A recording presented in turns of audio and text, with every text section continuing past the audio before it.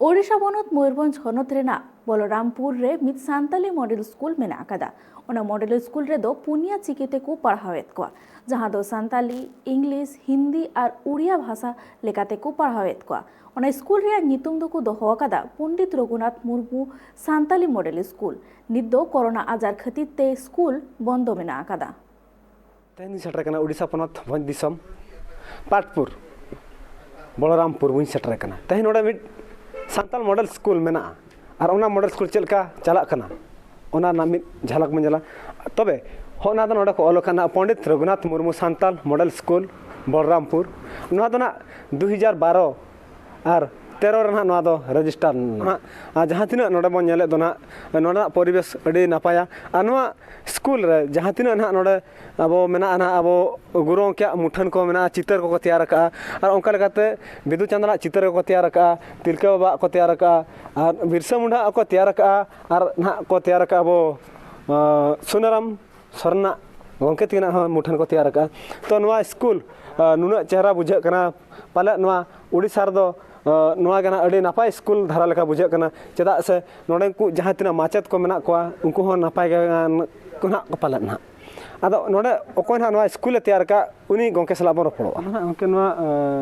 School चलका चला खना okay आ नोआ स्कूल सृष्टि दाता दो को नोआ जो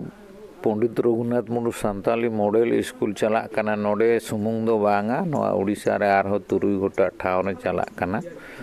एनते रे होगे एहोबा स्कूल दो पंडित रघुनाथ मुर्मू सांताली मॉडल स्कूल चिरुगोना बहड़दा ओंडे एहोब लाना आदो नोआ स्कूल रे जनरल स्कूल एटा को जेलका आर आबो हो चेलका बो पढ़ाव लेना नोआ सिलेबस चितान रे ओना सिलेबस गे नोआ आसड़ा रे लागू करते ओना लेका जखन पढ़ाव चिरुगोना बहड़दा रे एहोबेना ओना नेलते नोडेन किन नोआ जहाँ किन बेरेद के नोआ जहाँ किन तिंगुआ काते हैं आसड़ा उनकिन दो हुयुगा किन जदुमणि मुंडा आदो उनकिन ओंडेना आसड़ा नेल काते किन हाया एनते नो नोडे हो नो नुन चेहरा नुन चरक आसड़ा किन बेरेद ना उनके चेत ना उनका उयहर हेजा ना स्कूल बिन तैयार जखन सांताड़ 8 शेड्यूल लैंग्वेज ना एनखान लैंग्वेज आधार ते गे आबो अकिल दो हारा एनखान चेलका अकिल ताबन हारा ओना दो आसड़ा रे एनांग पूरे गोटा सेट खोज अकिल दो हारा मारांगोआ जहाँ असुलो हर डहार नामोआ टाका पैसा आरजा धन आरजा जमन्यू एमान तेमान जुतो नुई सेचेन आसड़ा गे पुरुनाय ओना भावी काते गे नो आसड़ा दो करे कौडी नोडे लगाव कना खर्चो कना ओना कौडी दो का कना हाँ नोडे मिटांग आसड़ा अनुष्ठान बेरेद खान ओड़ा को बनाव हुयुआ माचेत को दरमा एम हुयुआ गिद्रा को ओलो पढ़ाव लगिन टाका पैसा खर्चो गया आर ताहेन लगिन हो ठाव हो लगती गया ओना आयमा अड़ी ढेर खर्चो ओका खो ᱧᱟᱢᱚᱜᱼᱟ ओना मुद्रे नोडे जो जदुमणि मुंडा तिकिन नोआ भारा नोआ गो काते किन एहोबला उनकिन संगे गालमाराव काते किछु निजे अर्थ दो खर्चा हुयुआ एहोब दो पयलो दो बारिया रूम ते एहोबलाना मिटांग रूम दो ऑफिशियल रूम और मिटांग रूम दो क्लास 1 गिद्रा को ओल पढ़ावा उनका गे साले हारा मारांग इदिन साउंते दोसार शर्मा दो आर मिटांग रूम तेसार शर्मा उनका आर मिटांग रूम आदो जखन नोआ स्कूल नुनागे भागिया जे सरकारा कमी होरा सरकारा जहाँ अनुष्ठान साउ जोड़ाव बिड़ोइन खान ले नोडेन को गिद्रा नवोदय करे आदर्श स्कूल करे को नाम के स्कॉलरशिप को नाम के खान एमएलए हो रस्कैनते ओंडे अकिना फांडते हो किछि पुछे नोआ गोड़ो दो का खना हेजना नोआ जहाँ नोडेना सजाव सपड़ाव नेलो कना नोआ दो एमएलए फांड हो किछि आर हो उनका गे नोआ साले रेया गवर्निंग बॉडी मीटिंग हुयुआ ओंडे आर हो उनकान बहोआन हड़ को डांडा कटिजान हड़ को नेवता बारते उनको हो किछि गोड़ो सोहर साउते नितोंग जहाँ नोआ आसड़ा रेनांग सजावते नेलो कना ओना सजाव दो आबोरेन गिद्रा बहुत ताको उन्ना लासेरा एटा दिकू स्कूल एटा आसड़ा नेल काते उनको दो पैसे खर्चा ते उना को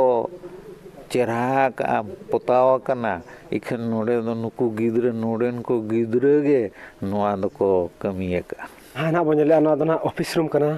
नोडे दो ना भोजबीर सुनेराम सोरेन गंके तिना मुठन कना तो नोडे को जहाँ तिना माचेत को मेना को ना इरल गोटा माचेत मेना को और इरल गोटांग गेना नोडे पढ़ाव दो चला कना ना माने क्लास दो ना चला कना अदा उनका लेकाते नोडे मिटी नवा आसड़ा रिन मारांग माचेत ना मेना किना और उनकिन मन कुली किना अदा नोडे तीना गिद्रे को पढ़ा कना चलका पढ़ाव कमी हो नोडे गिद्रे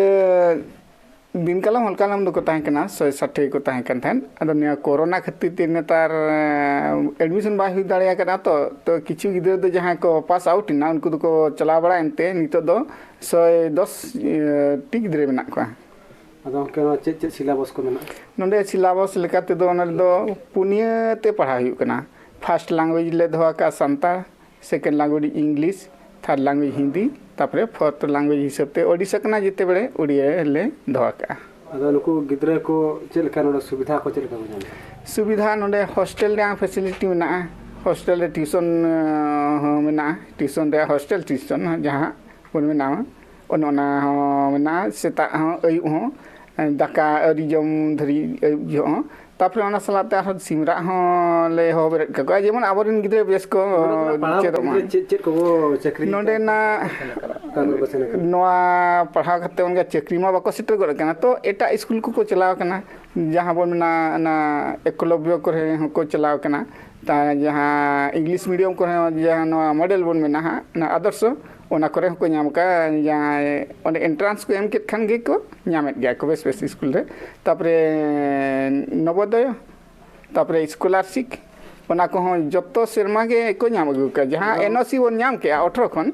उनते खन को एम अगु का जहां जत्तो शर्मा जहां मिड हर बार हर उनका को नाम अगु का गे तबना के दो नोडे मास्टर को चलका दरमा को पेन आते मास्टर को दो आले दो दरमा दो उनका सरकार पास्टा खन मान का बाय एमो कना तो आले जहां ट्यूशन फी ले कोएट को 200 कतेन ओने ओंडे खन गे हा आले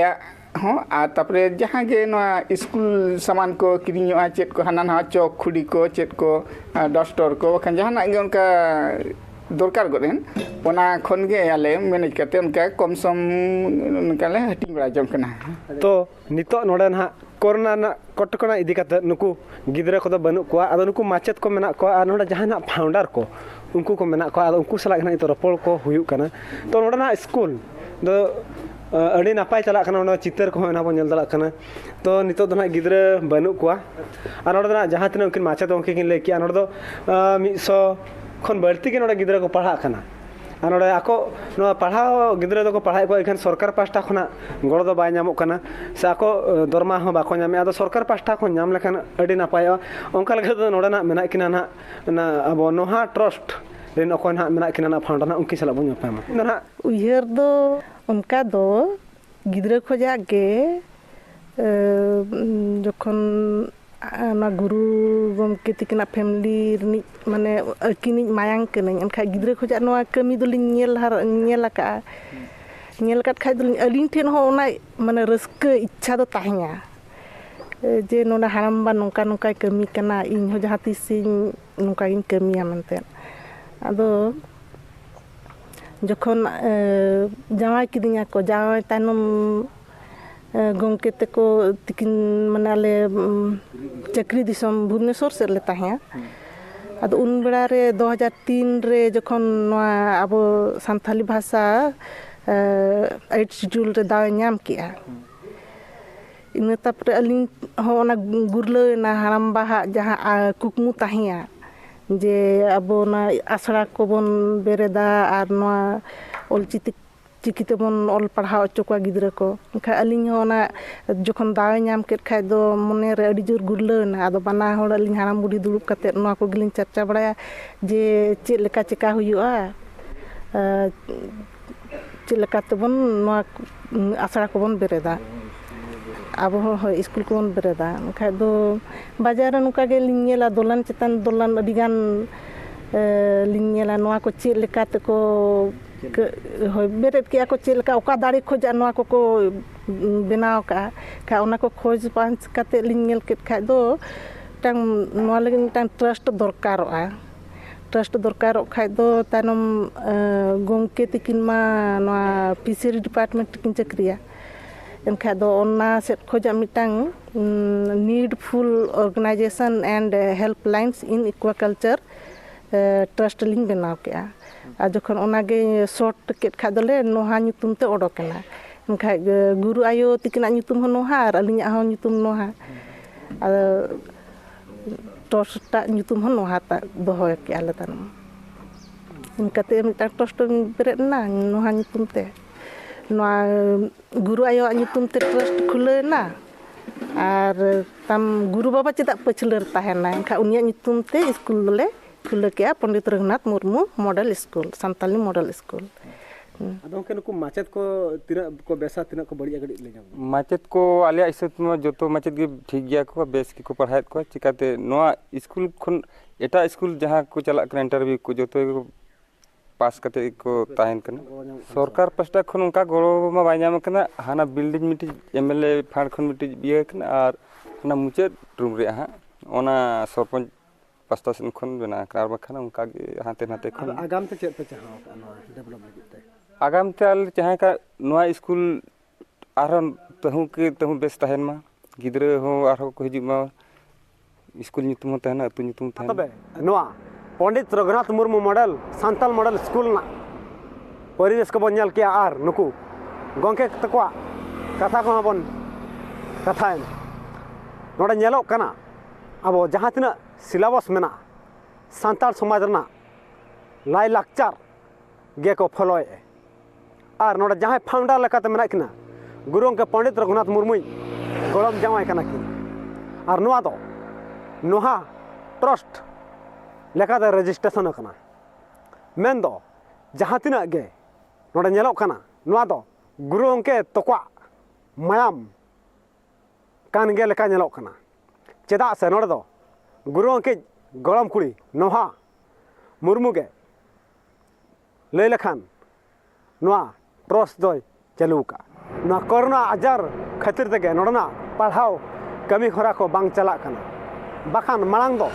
अड़ी नापाय तक चला कान ताहे आ तबे कैमरामैन सोरेन बाबू साव रायरामपुर बलरामपुर पंडित रघुनाथ मुर्मू सांताल मॉडल स्कूल खन इंगमन सुब्रत कुमार मुर्मू ट्राइब टीवी उड़ीसा।